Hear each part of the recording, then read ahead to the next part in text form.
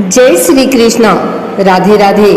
आइए सुनते हैं पुत्रदा एकादशी व्रत कथा। श्री युधिष्ठिर कहने लगे कि हे भगवान, मैंने श्रावण माह की कृष्ण पक्ष की कामिका एकादशी का सविस्तार वर्णन सुना। अब आप मुझे श्रावण शुक्ल एकादशी का क्या नाम है, व्रत करने की विधि तथा इसका महात्म्य कृपा करके कहिए। मधुसूदन कहने लगे कि इस एकादशी का नाम पुत्रदा एकादशी है। इस एकादशी को पवित्रा एकादशी भी कहा जाता है।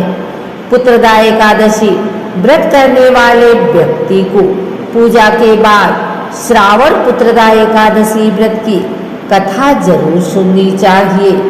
ऐसा करने से व्रत पूर्ण होता है और मनोकामना पूरी होती है। अब आप शांति पूर्वक इसकी कथा सुनिए। इसके सुनने मात्र से ही वाजपेयी यज्ञ का फल मिलता है। द्वापर युग के आरंभ में महिष्मती नाम की एक नगरी थी, जिसमें महीजीत नाम का राजा राज्य करता था। लेकिन पुत्रहीन होने के कारण राजा को राज्य सुखदायक नहीं लगता था। उसका मानना था कि जिसकी संतान न हो, उसके लिए यह लोक और परलोक दोनों ही सुखदायक होता है। पुत्र सुख की प्राप्ति के लिए राजा ने अनेक उपाय किए, परंतु राजा को पुत्र की प्राप्ति नहीं हुई।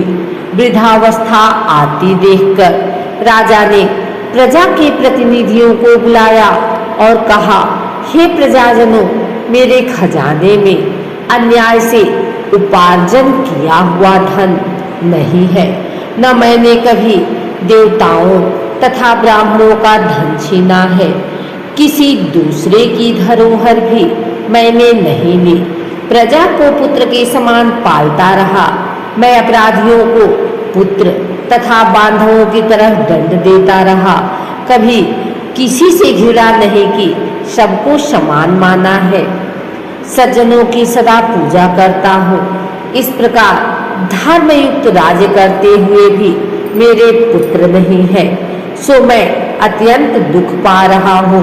इसका कारण क्या है? राजा महीजीत की इस बात को विचारने के लिए मंत्री तथा प्रजा के प्रतिनिधि वन को गए। वहाँ बड़े बड़े महर्षि मुनियों के दर्शन किए।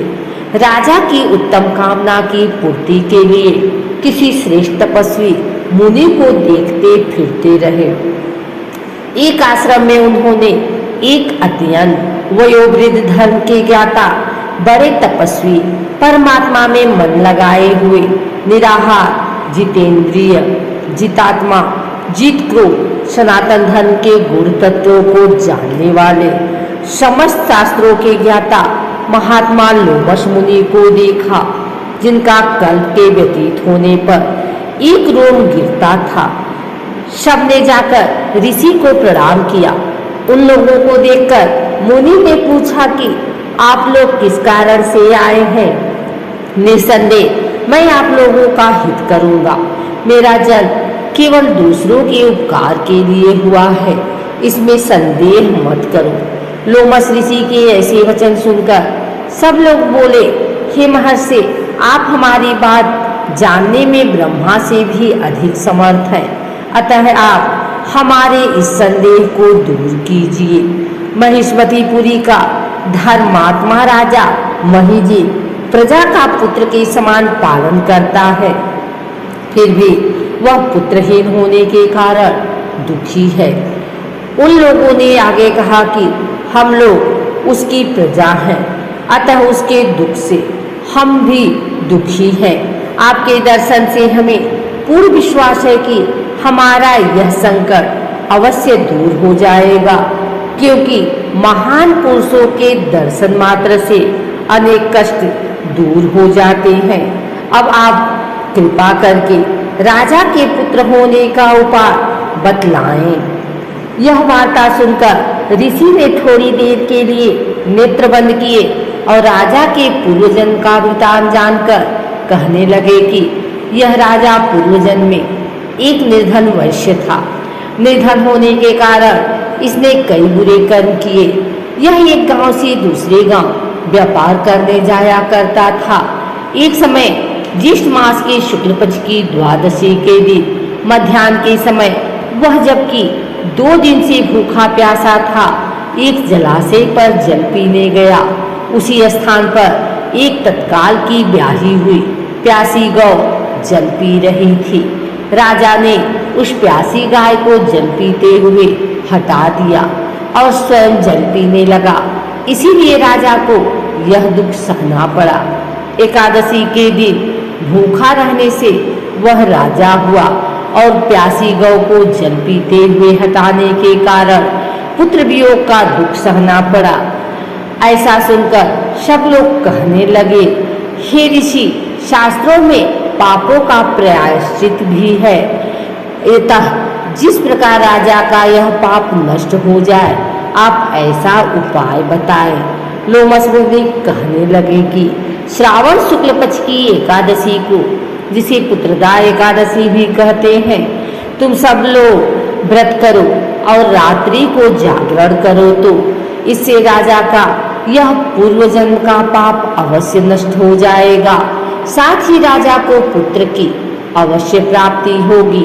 लोमस ऋषि के ऐसे वचन सुनकर मंत्रियों सहित सारी प्रजा नगर को वापस लौट आई और जब श्रावण शुक्ल एकादशी आई तो ऋषि की आज्ञा अनुसार सबने पुत्रदा एकादशी का व्रत और जागरण किया।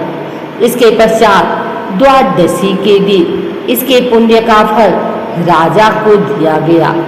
उस पुण्य के प्रभाव से रानी ने गर्भ धारण किया और प्रसव काल समाप्त होने पर उसके एक बड़ा तेजस्वी पुत्र उत्पन्न हुआ।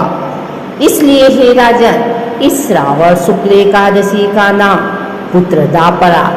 अतः संतान सुख की इच्छा हासिल करने वाले इस व्रत को अवश्य करें।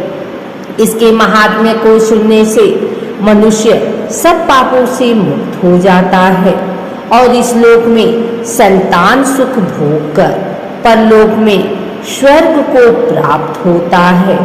अगर आपको हमारी वीडियो अच्छी लगी हो तो इसे लाइक करें, कमेंट करें, शेयर करें। हमारे चैनल को सब्सक्राइब करके बिल नोटिफिकेशन ऑल पर सेट कर लें ताकि आगे आने वाली वीडियो सबसे पहले आप तक पहुंच सके।